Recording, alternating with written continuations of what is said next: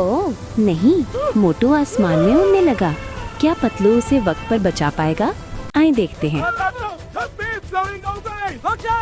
एक खूबसूरत सुबह मोटू और पतलू अपने शहर फुरफुरी नगर की गली में घूम रहे थे। आज शहर में एक छोटा सा मेला लगा हुआ था। हर तरफ रंग बिरंगे स्टॉल, खिलौनों की दुकानें और खुशी का माहौल था।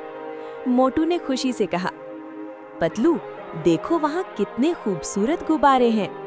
एक दुकानदार के पास सुर्ख, नीले, पीले और सब्ज गुब्बारों का बड़ा गुच्छा था। मोटू फौरन दुकान के पास गया और बोला, मुझे ये सब गुब्बारे चाहिए। पतलू ने हैरान होकर कहा, मोटू इतने सारे गुब्बारों का क्या करोगे? मोटू हंसते हुए बोला, मैं इनसे खेलूंगा। दुकानदार ने मोटू को बहुत सारे गुब्बारे दे दिए। मोटू ने सब गुब्बारे अपने हाथ में पकड़ लिए, लेकिन अचानक तेज हवा चलने लगी। हवा इतनी तेज थी कि गुब्बारे ऊपर उठने लगे और फिर मोटू भी आहिस्ता आहिस्ता आसमान में ऊपर जाने लगा। मोटू घबराकर चिल्लाकर बोला, पतलू मुझे बचाओ। पतलू हैरान हो गया, लेकिन फौरन एक तरकीब सोची। उसने जल्दी से एक लंबी रस्सी ली और मोटू के पांव पकड़ लिए। आहिस्ता आहिस्ता पतलू ने मोटू को नीचे खींच लिया। कुछ ही देर में मोटू जमीन पर वापस आ गया।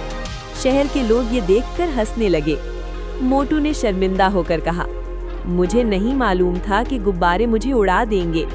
पतलू हंसते हुए बोला, मोटू कभी कभी ज्यादा चीजें लेना मुश्किल भी पैदा कर देता है। मोटू ने मुस्कुराकर कहा, ठीक है पतलू, लेकिन अगर यहाँ समोसे भी हों तो मैं जरूर लूंगा। ये सुनकर सब लोग जोर जोर से हंसने लगे। सबक, हर चीज में एतदाल और एहतियात जरूरी होती है।